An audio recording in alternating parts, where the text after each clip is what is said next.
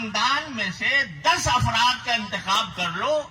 یہ 10 افراد ایسے 10 افراد جو جہنم میں جانے والے تھے, تم سفارش کرو گے سب کو جنت میں بھیج دیں گے. اللہ تبارک و تعالیٰ نے یہ مقام دیا ہے ان بچوں کو. یہ اعلیٰ اور عرفہ مقام دنیا کی کسی تعلیم میں حاصل نہیں ہو سکتا جو اللہ تعالیٰ نے حفظ قرآن کے اندر عطا فرمایا. ہم افسوس ہے کہ آج 75 سال ہمیں پاکستان کو قائم کیے ہوئے ہو چکے, لیکن جن مقاصد کے تحت وہ قائم ہوا تھا ابھی بہت تشنہ تکمیل ہے. نظام تعلیم ہمارا ایسا ہے, سرکاری اسکولوں میں جاؤ تو تعلیم کا فقدان ہے. اساتذہ پڑھانے کے لیے آتے نہیں, خالی پڑے ہوئے ہیں, عمارتوں کے کیوار ٹوٹے ہوئے ہیں, پانی نہیں ملتا, اور اس طرح لوگوں کو ان تعلیمی اداروں میں بجائے کارآمد بنانے کے بیکار بنایا جاتا. اللہ تعالیٰ نے اپنے فضل و کرم سے یہ کچھ ادارے اس مقصد کے لیے قائم فرمائے ہیں. تو اب قوم کا بھی کچھ فریضہ ہے. قوم کا فریضہ یہ ہے کہ وہ اپنے بچوں کو دینی تعلیم و تربیت سے اس طرح آراستہ کریں کہ آگے چل کر وہ امت کی رہنمائی بھی کرے اور خاندان کے لیے سرمایہ افتخار بھی ہو. آج پتہ نہیں کتنی مرتبہ مجھے ایک مہینے میں پتہ نہیں کتنی مرتبہ لوگوں کی شکایت ملتی ہے کہ جی ہمارا بچہ نافرمان ہو گیا, ہمارا بچہ ہم نے اس کو اعلیٰ تعلیم کے لیے مغربی یونیورسٹیوں میں بھیجا تھا لیکن اب وہ ہماری بات ہی نہیں مانتا. تو اکبر آبادی نے تو مرحوم نے اس زمانے میں کہہ دیا تھا کہ ہم ایسی سب کتابیں قابل ضبطی سمجھتے ہیں, ہم ایسی سب کتابیں قابل ضبطی سمجھتے ہیں کہ جن کو پڑھ کے بیٹے باپ کو خفتی سمجھتے ہیں.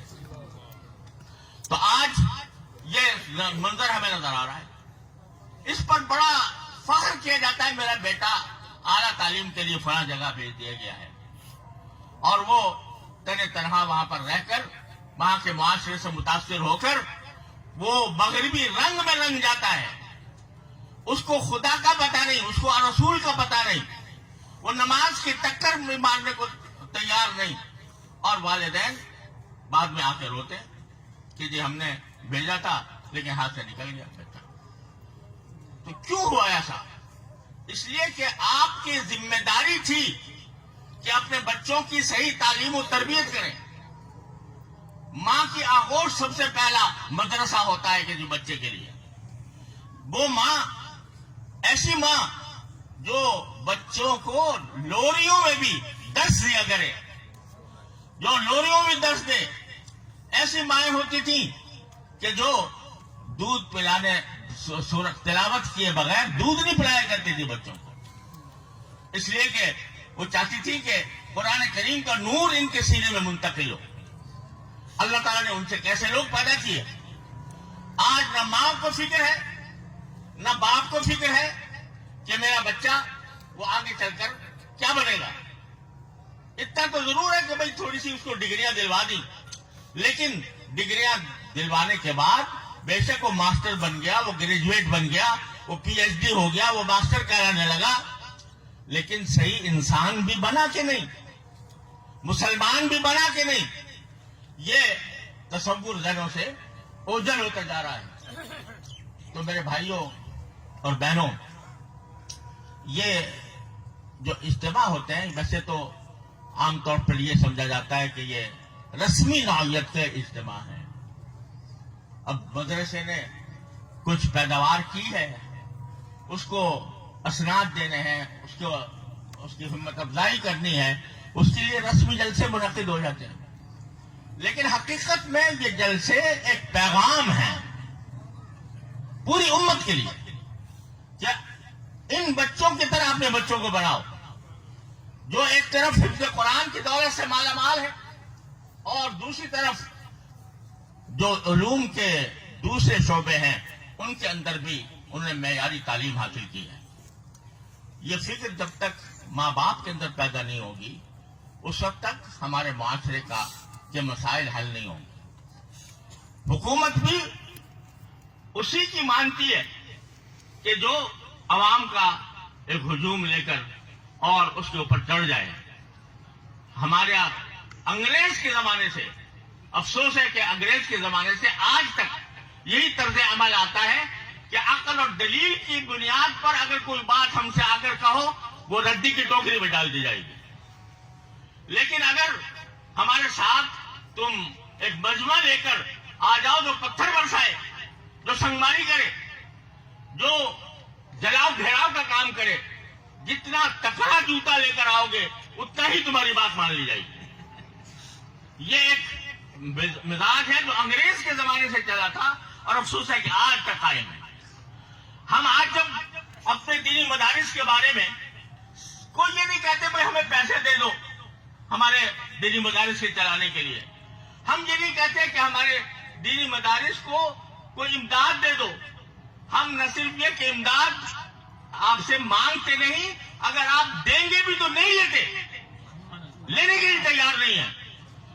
صرف اتنی بات ہے کہ بھائی ہمیں رجسٹریشن کرا دو ایسے کہ جس کے بعد ہماری آزادی اور خود مختاری برقرار رہے. صرف اتنا مطالبہ ہے. لیکن یہ مطالبہ مولانا حنیف جالندری پوری تاریخ ہے اس بات کی کہ کون سے سن سے یہ گفتگو آپ کی چلتی رہی ہے؟ 1980 سے بیٹھتے ہیں، معقولیت سے بات کرتے ہیں، دلائل دیتے ہیں، کوئی اعتراض ہوتا ہے تو اس کے جواب دیتے ہیں، معقولیت کے ساتھ سمجھانے کی کوشش کرتے ہیں. لیکن مسئلہ آج بھی 1980 سے لے کر 2022 میں وہی کر رہا ہے. یہ ذہنیت جب تک حکومت اپنی تبدیل نہیں کرے گی کہ وہ ڈنڈے کے بجائے عقل اور دلیل کی قوت کو مانے تو اس وقت تک ہمارے حالات اچھے نہیں ہو سکتے. اور جب تک ہمارے عام بہن بھائی وہ اس کی اہمیت نہ سمجھے کہ ہم جو بچے تیار کر رہے ہیں یہ ہمارے لیے صدقہ جاریہ ہے. اگر یہ بچہ نیک بن گیا، اچھا اخلاق والا، اچھے اخلاق اور اچھے کردار والا بن گیا، اچھا علم رکھنے والا بن گیا تو یہ میرے لیے آخرت میں صدقہ جاریہ ہوگا. جب تک یہ زندہ رہے گا اور جب تک اس کا کوئی مفید کام دنیا کے سامنے آئے گا اس کا ثواب مجھے ملتا رہے گا. اور اس کے برعکس اگر میں ایک ایسی اولاد چھوڑ کر جا رہا ہوں جو بے دین ہے، جو ملحد ہے، جو سیکولر نظریات کی حامل ہے تو اس کا ببال بھی میری گردن پر ہے کہ میں نے اس کی تربیت صحیح طریقے سے انجام دینے کی کوشش نہیں کی. تو میرے بھائیوں اور بہنوں اور دوستوں، اس موقع پر ماشاءاللہ بڑا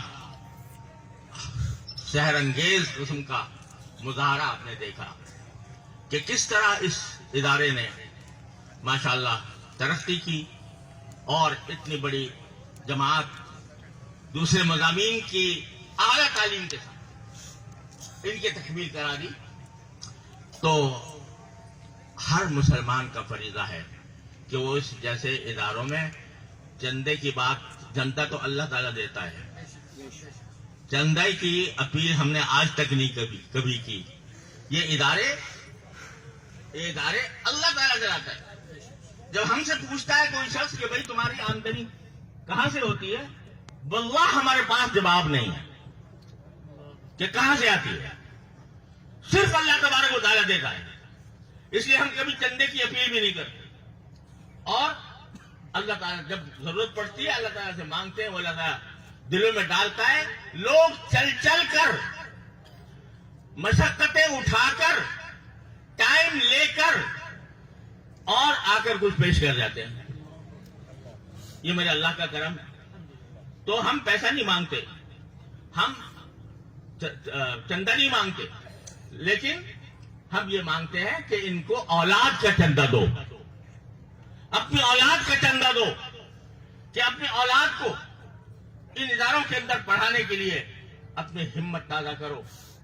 اور اگر آپ نے یہ کام کر لیا، اگر قوم نے یہ سمجھ لیا کہ ہمارا ملک، ہماری قوم، ہماری ملت وہ اس کے بغیر ترقی نہیں کر سکتی، جبکہ ہم اپنے بچوں کو ٹھیک دینی تربیت کے ساتھ اعلیٰ تعلیم دلوائیں، اس وقت تک ہمارے ملک کے حالات بدل نہیں سکتے۔